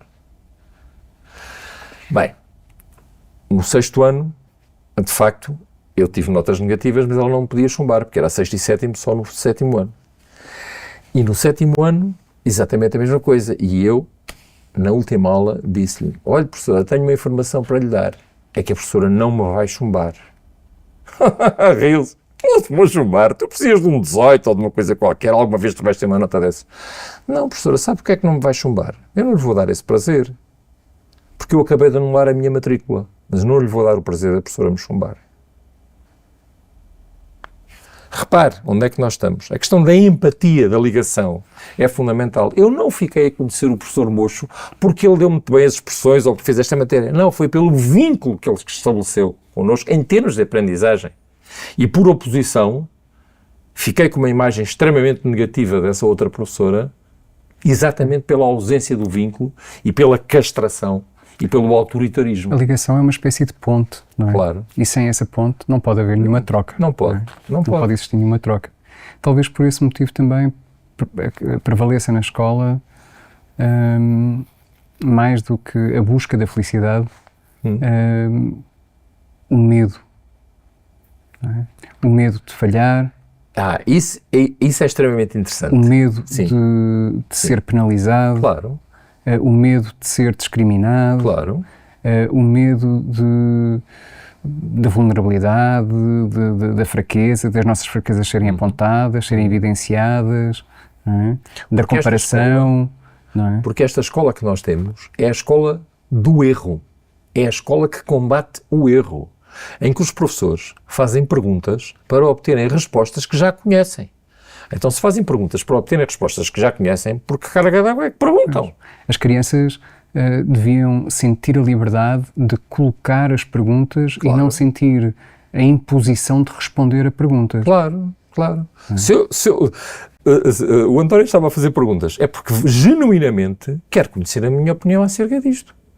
Não me está a testar para saber se eu lhe dou uma resposta que está dentro dos parâmetros que estão balizados curricularmente e que são as respostas aceitáveis. Não é isso que interessa. Eu vou-lhe dar outro exemplo também. Uma das coisas que eu sempre fiz com os meus alunos foi, no princípio, nas primeiras sessões de trabalho, pergunto-lhes por que motivo é que vocês vêm à escola. E isto no último ano, essencialmente, em que eu trabalhei diretamente com os meus alunos no âmbito de um programa de aprendizagem compreensiva da matemática que deu resultados espetaculares, se quiser depois posso falar um pouco sobre isso, uma das questões que eu colocava era: meus queridos, digam-me lá, por que motivo é que vocês vêm à escola? Porquê é que vocês têm que vir aqui para este local todos os dias? Todos os dias, só não vêm ao sábado e ao domingo. Estão cá a maior parte da vossa vida, por que motivo é que vocês acham que vêm para a escola? E a resposta clara é: vimos para a escola para aprender. E vocês vêm para a escola para aprender? Não sei, tenho cá as minhas dúvidas. Professor, como é que é possível? E depois de muito debate, muito etc., eu dizia: não, eu acho que não. Então, o que é que o professor acha que nós vimos fazer para a escola? E eu digo, no final, no último ano, já não era professor, era o António, porque a relação foi de tal forma intensa que todos me tratavam por António. E para além do mais, por professor de matemática, que eu nunca fui professor de matemática na vida assim. Sempre fui professor do primeiro ciclo e, portanto, generalista, não é?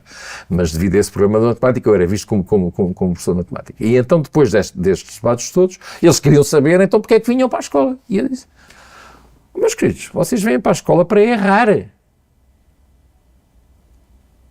Vimos para a escola para errar.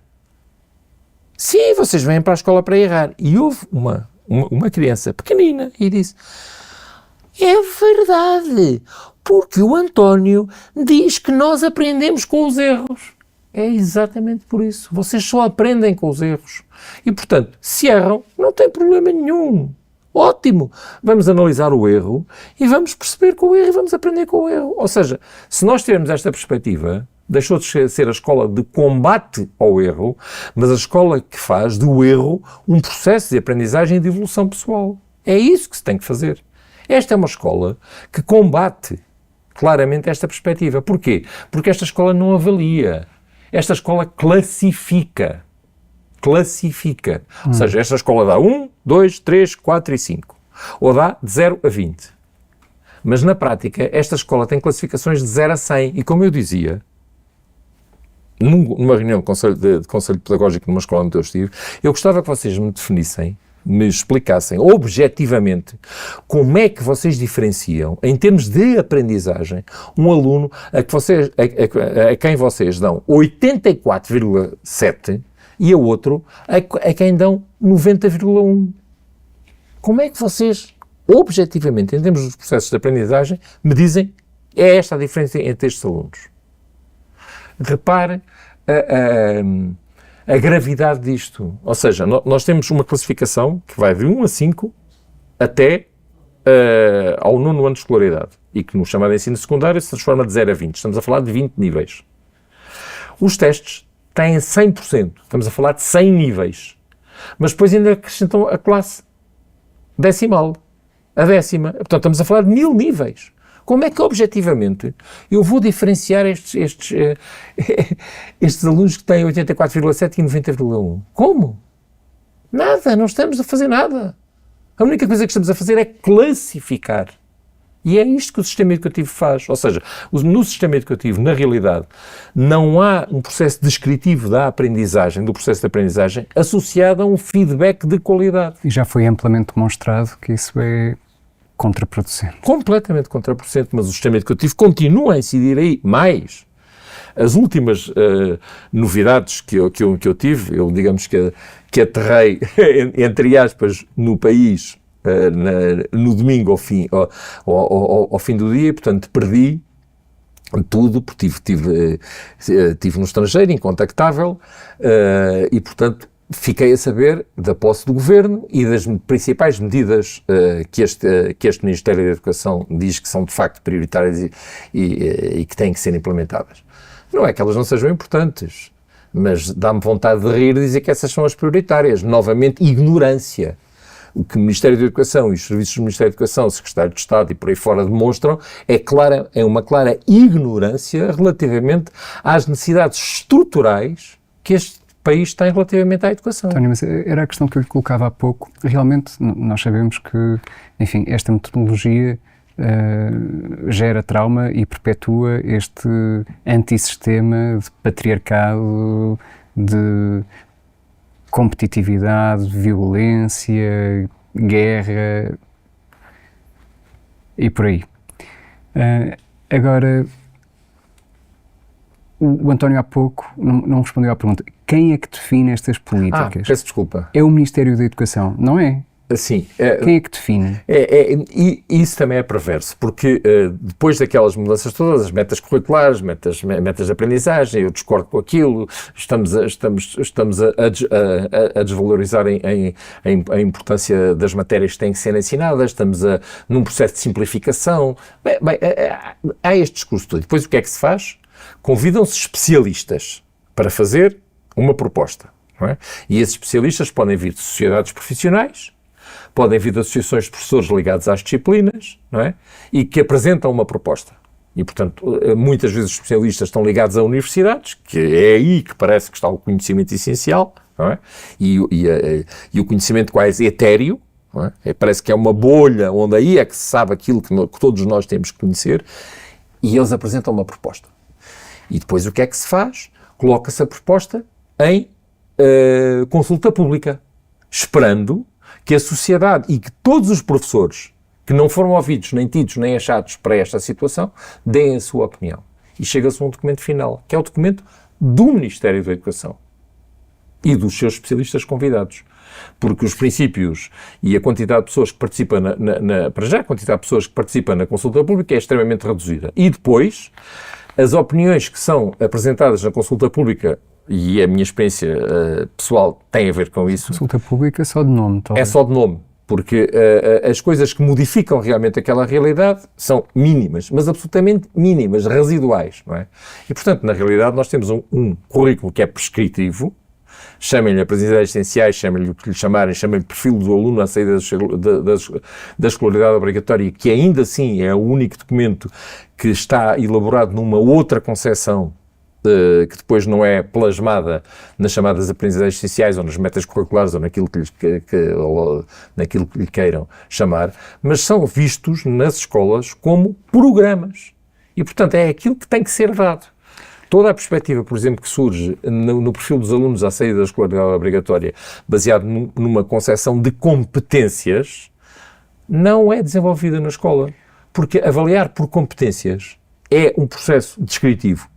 É um processo completamente diferente de avaliar conteúdos e de avaliar matérias e implica estabelecer níveis descritivos de desempenho. E isso não é feito.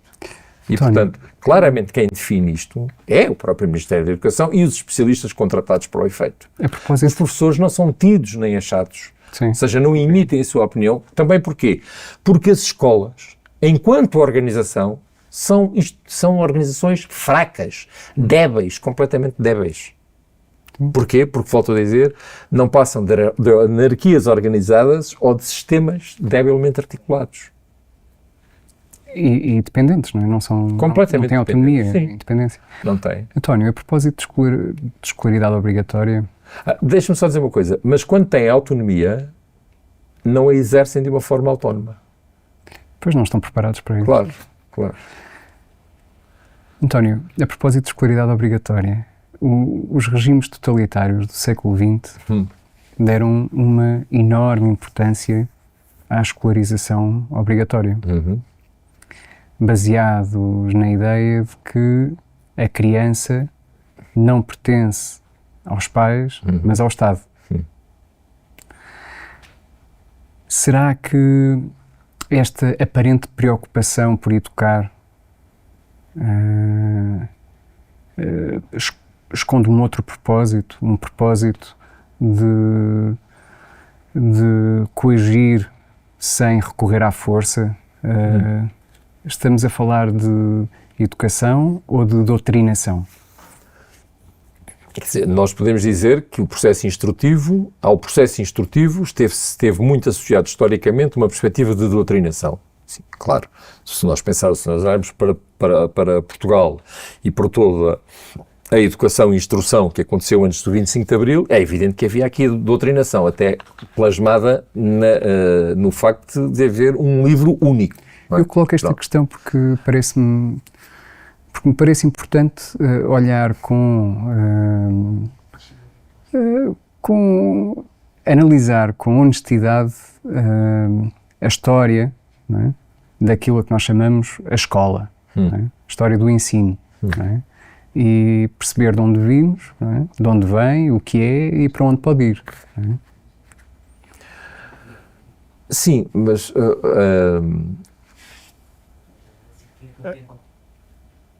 eu diria que a criança, o jovem, o cidadão, não pertence a ninguém, pertence a si mesmo. Ou seja, ele não é propriedade do Estado e, portanto, obviamente que esses regimes totalitários, aí estamos a falar em perspectivas ligadas ao comunismo, à anarquia, digamos àquilo que tradicionalmente se chama a extrema-esquerda, não é? Mas também a perspectivas de extrema-direita. E até que ponto é que, mesmo presentemente, que vem do nazismo, escola, do fascismo, tudo isso. Até que ponto não será a escola, presentemente, nos dias que correm, um meio de colonizar as crianças? Eu acho que a escola não é um meio de colonizar. Uma ferramenta. Sim. Ao serviço de determinados interesses económicos, claro, sociais. Isso é evidente que existe, isso é evidente que existe, é lógico. Uma forma de instrumentalizar os homens e as mulheres. Sim, mas esse também é um discurso que frequentemente está associado a perspectivas de desescolarização. Não é? Pronto. E eu não sou minimamente adepto de perspectivas de desescolarização, nem concordo que as perspectivas do ensino doméstico sejam... Aqui não vamos associar a nenhuma perspectiva, vamos só falar objetivamente. Mas sou eu que estou a associar, sou eu que estou a fazer essa associação. Nem que as perspectivas de ensino doméstico resolvam as questões e que os problemas do sistema educativo. Aliás, há muito ensino doméstico que pura e simplesmente é desenvolvido porque as experiências do sistema educativo e com as escolas correram pessimamente e, portanto, é evidente que os pais que têm a responsabilidade de desenvolver os processos, de educar e de serem os primeiros que se preocupam com a educação dos seus filhos, a partir desse momento dizem, eu não quero isto para os meus filhos, com toda a legitimidade, não é? Com toda a legitimidade. Agora, nós mesmo aí precisaríamos de ter uma perspectiva que é mais autónoma, não é?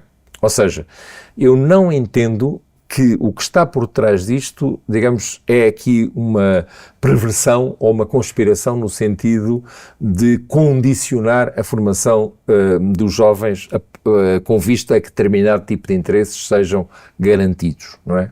Ou por indústrias, ou por comércio, ou por grandes centros. Ou seja, não me parece que haja aí uma espécie de um Big Brother por trás disto, não é? O que me parece é que o que existe é uma demissão relativamente ao que são as necessidades de educação das gerações que nós temos neste momento à nossa frente. E que são as gerações que vão, digamos, desde os 3 anos de idade, já não falo mais cedo nem na barriguinha das mamãs, mas digamos essencialmente desde os 3 anos de idade até ao final do chamado ensino superior, não é? O chamado ensino superior, para mim não é ensino superior, é ensino universitário. Agora, Olha, mas bom, há uma lei que nós não podemos ignorar, que é a lei causa e efeito. Sim, não é? sim. Que é uma lei cósmica. Sim, Não é? sim. Tudo tem um efeito, tudo tem uma causa. Tudo. Muito bem. Então, em alguma medida, a sociedade que temos não é um efeito da educação que nós damos às nossas crianças. Claro, não é? claro. E, de alguma forma, o sistema que existe é causa da educação que temos. Claro, claro. Repare, quando nós temos perspectivas que são perspectivas xenófobas, que são perspectivas racistas, que são perspectivas autocráticas e de autoritarismo que vingam numa sociedade, como pelos vistos estão a vingar na nossa, o que está aqui claramente em causa é esta própria sociedade. Ou seja, o que é que esta sociedade está a fazer? O que é que a escola está a fazer no sentido de promover cada vez seres mais conscientes nas opções que eles tomam? Seres mais conscientes, seres mais autónomos em relação às opções que eles tomam. Não está a fazer o trabalho que deveria fazer. Porque eu não fico satisfeito, não é? Quando afasto outra pessoa. Eu quando afasto outra pessoa, quando renego outra pessoa, eu estou a renegar um ser e estou a apoiar um tipo de ação, a legitimar um tipo de ação que me pode cair sobre mim também. Ou seja, se eu faço isto em relação ao outro, é possível que me façam isso em relação a mim. E este não é um tipo de ação que seja uma ação relacional, que seja uma ação de respeito pelo outro. Agora, estas situações, a escola tem que, de facto, incorporar, e o sistema educativo tem que incorporar. Tem que, por exemplo, deixar de pensar que há matérias que são obrigatórias que têm que ser dadas, mas tem que perceber que, na realidade, existem um conjunto de competências que têm que ser desenvolvidas. São competências de ordem social. Vamos lá ver. Os ingleses falam muito do chamado skills, não é? E nós traduzimos isto para competências, não é? Pronto, ok, muito bem.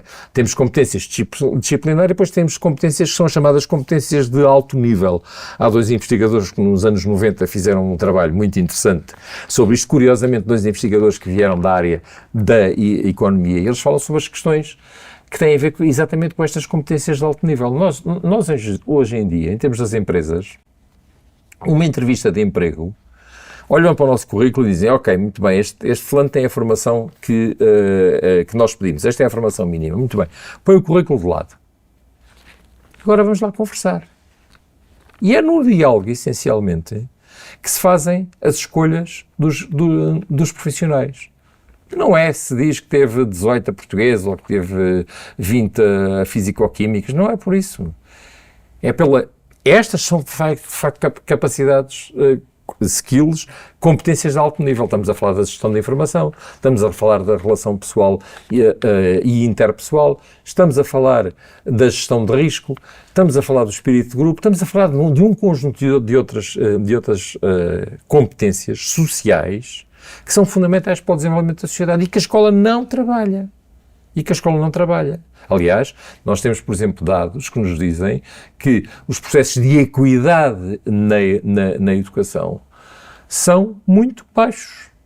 Muito baixos. Felizmente, acho que foram os 3 governos de António Costa que colocaram a questão da equidade no centro do debate e que ela continua, felizmente, a ser falada. Mas esta questão é determinante, porque não podemos continuar a permitir que as crianças e os jovens que pertencem a um determinado estrato social, que têm mais capacidade de encontrar alternativas às escolas, capacidades financeiras, de encontrar alternativas àquilo que não é trabalhado nas escolas, deem essas possibilidades aos seus filhos, quando todos aqueles que não podem gastar dinheiro nesse tipo de atividades estão completamente excluídos. E, portanto, a escola tem que ter aqui um outro tipo de perspectiva. Não de condicionar, mas de dar a possibilidade da pessoa se desenvolver. É isto, essencialmente.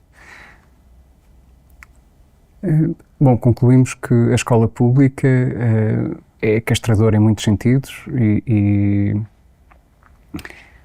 não obstante, coloca-se muitos obstáculos à homeschooling, à escola em casa. Sim. Porquê? Vamos ver, nós passámos a ter um problema, e sabendo que tantos génios e tantos seres que fizeram avançar a humanidade não frequentaram sequer a escola ou então saíram da escola. Sim, e sabemos que muitos foram rejeitados pela própria escola, não é? Foram mesmo rejeitados e eram maus alunos. Exatamente. Na escola. Eu acho que o homeschooling não é solução. É um problema. Mas isso não cabe aos pais decidir? Não, eu acho que é um problema, não é? Agora, o que acontece é que nós, por exemplo, neste momento temos uma lei que foi desenvolvida, se não me engano, pelo último governo de António Costa, acho que já era Ministro da Educação, o João Costa, que regulou a questão do chamado ensino doméstico e, portanto, do homeschooling, mas regulou novamente de uma forma que é superficial. Porque nós temos uma realidade neste país, é que os problemas vão-se avolumando e ninguém faz nada. Começa a surgir a ponta do iceberg e ninguém faz nada. Quando alguma coisa explode, aí sim vai-se fazer a correr. Ou seja, depois do problema ser mais que evidente, então é que se vai fazer. Estas questões do homeschooling, é evidente que há pessoas que têm essa perspectiva. E eu acho que sim, senhor, que têm todo o direito. O mais importante é o vínculo. Sim. Haverá vínculo mais forte do que um filho e uma mãe ou um filho e um pai? Sim, têm todo o direito de o fazer, mas nós sabemos que quem toma esse tipo de opções habitualmente são pessoas com boas capacidades económicas para desenvolver esse tipo de trabalho, ou são pessoas que pertencem a uma determinada comunidade que entre si consegue exercer um trabalho de acompanhamento relativamente à educação dos seus filhos, não é? Pronto, e temos experiências no país, nomeadamente no Sul, também aqui na Zona Centro, há experiências desse género. Agora, eu não sou contra o homeschooling, ou seja, não é isso. Não sou adepto da proibição do homeschooling. Não sou rigorosamente nada disso. Acho que os pais têm todo o direito de tomarem essa posição. Acho que o Estado tem que encontrar sistemas de regulação verdadeiramente eficazes para impedir que essas crianças sejam excluídas de um processo educativo de qualidade. E isso tem que encontrar essas soluções. O que está a acontecer é que, paradoxalmente, essas crianças, por exemplo, que estão em ensino doméstico, têm, por exemplo, no primeiro ciclo, chegam ao final do primeiro ciclo e têm que se submeter à chamada prova de equivalência à frequência. E a prova de equivalência à frequência é da responsabilidade dos agrupamentos de escolas e há um grupo de pessoas que faz, digamos, uns testes, que são uma espécie de provas que os alunos têm que responder, não é? Ok. Se nós formos analisar isso, vamos dizer, ok, então isto é o currículo mínimo que eles têm que saber. E se nós analisarmos essas provas, vamos verificar que o currículo mínimo é tão mínimo, que afinal a pergunta que se coloca é, então mas para que é que estas crianças tiveram este tempo todo na escola durante este ano inteiro? Se isto é de facto o mínimo dos mínimos. Aqui o Estado não está a exercer, de facto, a sua atividade, a sua ação. O Estado o que deveria fazer, em primeiro lugar, era, como eu disse logo no início do nosso diálogo, é honrar a importância dos projetos educativos e associar a isto a existência de projetos curriculares, numa perspectiva de autonomia da escola. E ligar isso à verdadeira autonomia da escola, sinónimo de compromisso e de responsabilidade e, portanto, prestação de contas. O que significa que Mas a autonomia da escola em relação ao currículo também. Em relação ao currículo, obviamente. Assim como os pais deveriam ter a mesma autonomia. Sim, mas o Estado... Se na Grécia Antiga o Estado quisesse impor um currículo, quer dizer, os gregos revoltavam-se, pegavam em armas. Não, aí já não. Não são os pais que têm autonomia para definir um currículo. Porque a instrução era para os escravos. Sim, mas não são os pais que têm que ter autonomia para um currículo, porque há determinado tipo de competências e de saberes que têm que estar claramente assumidos. O Rudolf Steiner aprendeu a ler e a escrever com 14 anos. Sim. E foi um dos maiores génios da humanidade. Sim, tudo bem, mas não é pelas exceções que nós conseguimos criar a regra. Porque todas as regras têm exceções. Mas todos nós temos a mesma natureza. Sim, tudo bem, mas não podemos entrar numa situação de tal forma aberta, que é tão aberta, que eu agora digo, ok, os pais definem o currículo que querem. Não, o que nós temos que definir é quais são as competências essenciais e quais são os saberes estruturantes, esta expressão é muito importante, que são fundamentais para o desenvolvimento do ser humano. E isso é que tem que estar claramente definido. Agora, os contextos que são explorados para esse desenvolvimento é que podem ser o mais diversificados possível.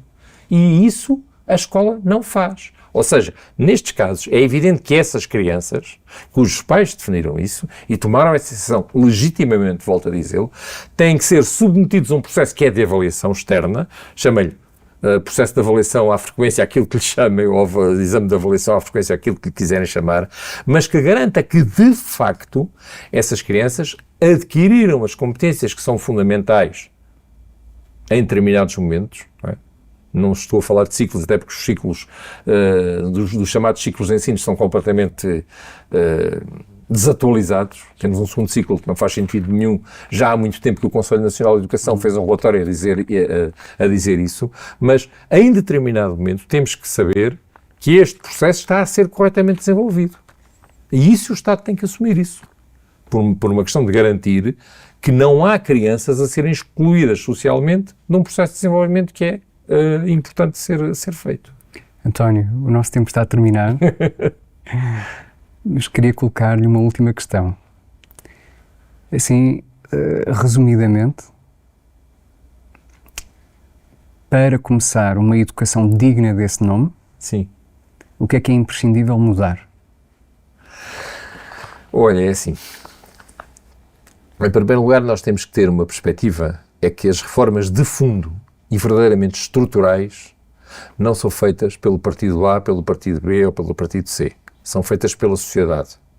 O que significa que tem que haver uma mobilização geral, global, no sentido de que essas reformas estruturais sejam de facto feitas.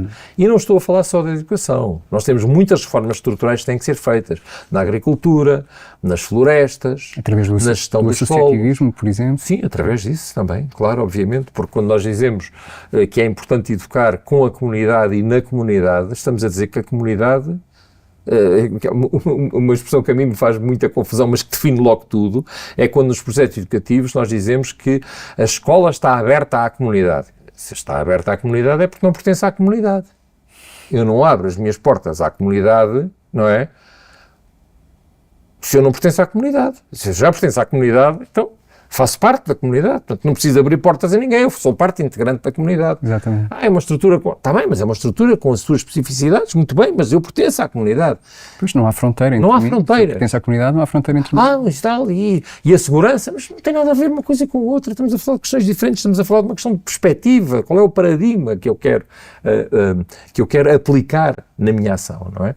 E, portanto, estas questões das reformas estruturais são determinantes. E ao nível da educação é urgente, mas quer dizer, eu ando a dizer isto há anos e é o que nós mais ouvimos, ligamos a televisão e falam-se das reformas estruturais, mas passamos a vida a falar em reformas estruturais, mas elas não são feitas. Porque a reforma estrutural não é porque o partido A tem uma perspectiva relativamente às reformas estruturais e depois o partido B tem outra e depois o partido C tem outra e depois um não tem maioria absoluta. Bom, mas os partidos não contam. Sim, porque, quer dizer, mas é aí que está a decisão política. Além de serem, de uma maneira geral, pessoas extremamente ignorantes, são, enfim, pessoas que não estão minimamente interessadas nos temas que importam. Então, eu aí não diria tanto, não concordo que seja... Pensam a 3 meses, não pensam a prazo. Claro, mas não diriam que são pessoas extremamente ignorantes, não é? São pessoas onde há uma esperteza que frequentemente não é traduzida em inteligência, não é? Ou seja, é a esperteza momentânea, não é? E eu acho que aí temos que agir com uma determinada inteligência e a inteligência tem que ver mais longe.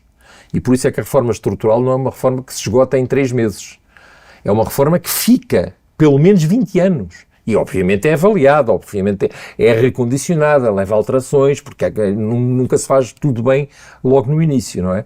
Mas mantém-se determinadas linhas orientadoras e isto é fundamental ser feito. Como as pessoas não podem contar com a classe política, então elas têm que se mobilizar, não é? Sim. Foi o primeiro ponto, não é? A Sim. mobilização geral, não é? Isto para uma mudança estrutural Sim, mas em termos da educação, isso como é que se faz? Em primeiro lugar, faz criando escolas fortes, em que há uma perspectiva clara.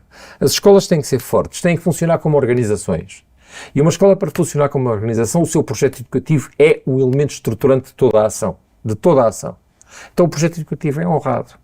Como é que o projeto educativo pode ser honrado? Nomeadamente através de um sistema de regulação. E este sistema tem que estar presente. Não estou a falar de inspeção. Não estou a falar de inspeção. Estou a falar de regulação. Regulação, é evidente que os processos inspectivos fazem parte dos processos de regulação, mas não se esgotam nesses processos. A regulação significa que eu digo que vou fazer isto. Então, eu estou a assumir uma responsabilidade. E eu tenho que prestar contas em relação a ela e aquilo que eu disse que ia fazer tem que se verificar se de facto foi feito. Ou se pura e simplesmente eu nem sequer liguei rigorosamente nada à situação. E, então, estes processos têm que haver um processo de autoavaliação da própria organização e tem que haver processos de avaliação externa. Processos de avaliação externa que são rigorosos, são claros e são de qualidade. Em vez da fantochada que nós temos em relação à avaliação externa das escolas. Desculpa a expressão fantochada, mas na realidade ela corresponde mesmo àquilo que é uma fantochada completa. Porquê? Porque as escolas não analisam aquilo, não aplicam isto na sua ação de facto e a única coisa que as entidades que vão fazer as avaliações é emitirem um relatório externo e rigorosamente mais nada. Portanto, temos de ter aqui um processo onde o projeto educativo, volto a dizer, é o elemento essencial. Há esta autonomia que eu exerci, há esta responsabilidade que eu tenho que ter, há um compromisso, portanto, que eu assumi e há essa prestação de contas através de uma autoavaliação e de uma avaliação externa de qualidade. Não é? E há aqui um outro elemento que é determinante e que tem a ver com os pais encarregados de educação. Porquê é que eu não tenho o direito de querer aquela escola que está fora da minha área de residência para o meu filho? O primeiro critério tem que ser a concordância dos pais relativamente ao projeto educativo. Eu escolho aquela escola em primeiro lugar porque eu me revejo naquele projeto educativo e quero o desenvolvimento daquele projeto educativo para a educação dos meus filhos. Este é o primeiro elemento. Eu cheguei a dizer isto claramente ao ministro João Costa e ele achou que não, porque aqui levantava-se questões de equidade. Não se levantam questões de equidade nenhuma. Eu suponho que em primeiro lugar é o projeto educativo. Eu não estou a dizer que aqueles pais que têm capacidade para levar um aluno para 30 ou 40 km de distância estão em primeiro lugar do que os outros que não têm essa capacidade. Não. Porque aqueles que estão lá também têm que declarar que concordam com o projeto educativo. E esta concordância é fundamental. Mas os professores, quando são colocados nas escolas e quando concorrem para um concurso, eu também acho que os cursos de professores deviam ser completamente modificados e deviam ser deslocalizados em função de quê? Em função do projeto educativo, os professores deveriam declarar no ato de concurso que concorrem para aquela escola porque estão de acordo com o projeto educativo de escola. Porque eu, quando vou para uma escola, não sou eu que contrato aquela escola, mas é aquela escola que me contrata a mim. E o que acontece na prática é que em inúmeras situações parece que são os professores que contratam as escolas. Ou seja, eu chego lá e faço aquilo que me apetece, quero que me apetece, independentemente do projeto educativo. Ou do plano de inovação que aquela escola tem. Porquê? Porque eu não trabalho dessa maneira. Se não trabalha dessa maneira, não é para esta escola que vem, vá para outra qualquer. E isto são processos que têm que ser vistos também. E a formação dos professores talvez fosse importante revê-la também. A formação dos professores é determinante de ser revista. Determinante de ser revista. Agora, esse processo a mim deixa-me neste momento muitas dúvidas porque isso tem a ver também com processos de inovação dentro das escolas superiores de educação e das universidades. E dos politécnicos, obviamente, não é? Pronto. Às quais as escolas superiores de educação estão ligadas. Existem vários projetos, entre eles a Escola da Ponte, não é? Que foi implementado na década de 70 e começou em 76. E já houve tempo de sobra para ver os resultados, não é? Para verificar que os resultados são muito positivos. Não é? É importante desenvolver esta consciência de que a criação do paraíso ou do inferno na Terra depende das sementes que plantamos, não é? Sim, quer claro. Em casa, quer na escola. Em qualquer sítio, sim.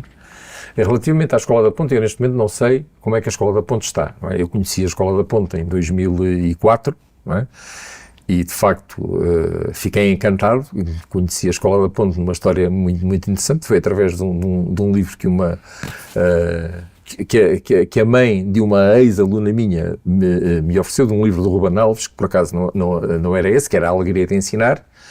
E eu gostei muito do livro do Ruben Alves e fui à FNAC procurar, no dia em que eu estava à procura, por acaso, essa mãe também lá estava e caiu nas mãos a escola com que sempre sonhei sem imaginar que pudesse existir, não é? E eu próprio, na altura, disse mesmo este discurso, pronto, passa a arrogância, mas não é arrogância, foi aquilo que me saiu assim, disse assim, para mim, bolas, tu que pensas que estás a par de tudo aquilo que é mais atual na educação, desconhecias que no teu próprio país há a escola com que tu sempre sonhaste sem imaginar que pudesse existir, não é?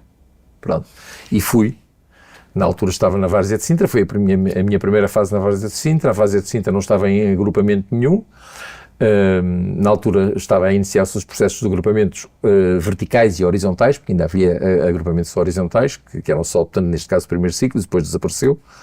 Neste momento só há agrupamentos verticais, e eu concordo com essa perspectiva.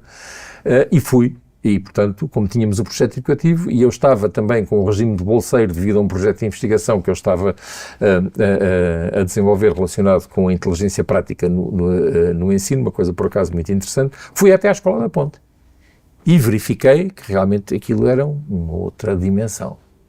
E na altura, houve grande contestação, mesmo o próprio Ministério da Educação, era na altura Ministro da Educação o David Justino, não é? E como a escola estava muito ancorada na comunidade, a única forma que o Ministério da Educação teve para resolver essa situação foi entregar uma avaliação externa à Universidade de Coimbra. E a avaliação externa da Universidade de Coimbra provava que, de facto, a Escola da Ponte estava muito acima de tudo o resto. De tudo o resto. Só estava abaixo num item não nacional, mas regional, se não me engano, era em português. Pronto, de resto estava muito acima.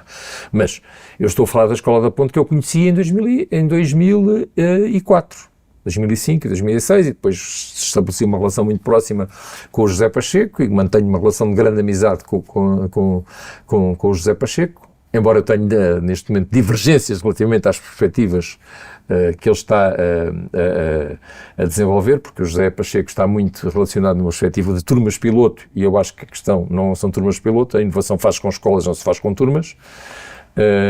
É só essa, de facto, a perspectiva de fundo, embora eu ache que depois outros são nuances, de facto, não é? Mas acho que são nuances importantes e que causam alterações a este nível, mas eu não sei neste momento como está a Escola da Ponte. Ok? A única coisa que eu afirmo é o seguinte: se a Escola da Ponte neste momento está como estava em 2004, não está a criar inovação nenhuma. E, portanto, tem que reformular os seus processos. Porque, neste momento, os desafios que se colocam são substancialmente diferentes dos desafios que se colocavam nesta altura. Ou seja, a inovação não pode parar. Mas seria 1000 vezes preferível ter a Escola da Ponte como modelo.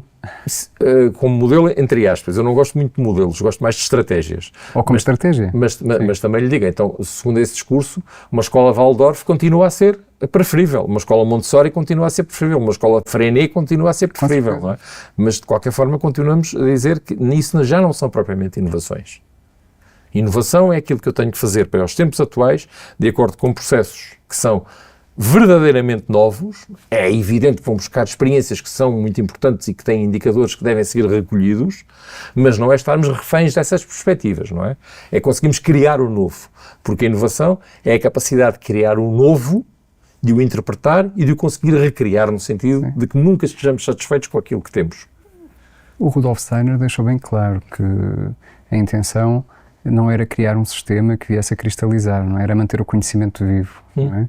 E haver esse cuidado de renovação constante. Sim, não é? Por isso eu tenho dúvidas que o Steiner, que o Freinet ou que a Montessori, se fossem hoje vivos, estivessem a fazer exatamente o mesmo Com certeza. que as escolas Freinet, Waldorf e Montessori fazem na atualidade. Com certeza. Tenho grandes dúvidas que estivessem a fazer exatamente o mesmo. É esse o espírito é de constante renovação. Sim, e isso é o fundamental. Renovação de uma forma ponderada e de uma forma, de facto, significativa. Eu espero ainda ter a bênção de ver pessoas como o José Pacheco e o António Quaresma no Ministério da Educação. Não, isso em relação a mim está completamente fora de questão. Eu, aliás, só aceitei vir a esta entrevista e, portanto, responder-lhe muito positivamente ao seu amável convite, porque a educação ainda é algo que me anima, embora eu esteja completamente fora, neste momento, de todos os processos de renovação e de trabalho educativo. Eu, aliás, posso-lhe explicar que tive, mais ou menos há 2 anos, o convite e o interesse, a manifestação de interesse de 3 agrupamentos de escolas para eu trabalhar com eles no sentido de implementar processos de inovação, e eu pensei, como é que eu vou descalçar esta bota? Porque eu já sei o que é que surge, não é? Quais são os problemas que surgem. Então apresentei um conjunto de condições. A 8ª condição tinha a ver exatamente com o pagamento da minha ação. E disse-lhes, a 8ª condição é a única que pode ser negociável. Todas as outras 7 anteriores não são negociáveis. Vou-lhe dar um exemplo. Criação de áreas abertas de aprendizagem. Anulação das turmas e criação de grupos flexíveis de aprendizagem. O mesmo em relação aos horários. E mais um conjunto delas, não é? Só a primeira, não é? Começou, mas depois os professores não querem e tal. E eu tive que dizer aos diretores, mas desculpem lá. Então, mas os professores não querem? Então, mas essa entropia, a gente para logo em relação a ela. É evidente que as pessoas têm problemas relativamente às suas zonas de conforto, mas qual é o vosso papel relativamente à inovação e aos desejos de inovação na escola? É a gente não faz porque as pessoas não querem? Ou encontramos um conjunto de estratégias e de ações que os vão conseguir motivar para uma alteração que é essencial e que é necessária, que vocês querem plasmar em projetos educativos e estão a plasmar em planos de inovação? Eu já sabia que ia acontecer isso. Pode ser e, que portanto, não trabalhei e a partir desse momento eu não estou fora dessa área completamente. Quem sabe se essa oportunidade de inovação não surgirá em breve? Só com projetos de facto verdadeiramente sérios e muito bem direcionados, mas eu não acredito muito nisso neste momento. Neste momento, aliás, acredito cada vez menos. Tínhamos fé. Que isso seja possível. Tínhamos fé, António. Muito obrigado, António. Muito grato. Muito obrigado. Muito grato. Muito obrigado.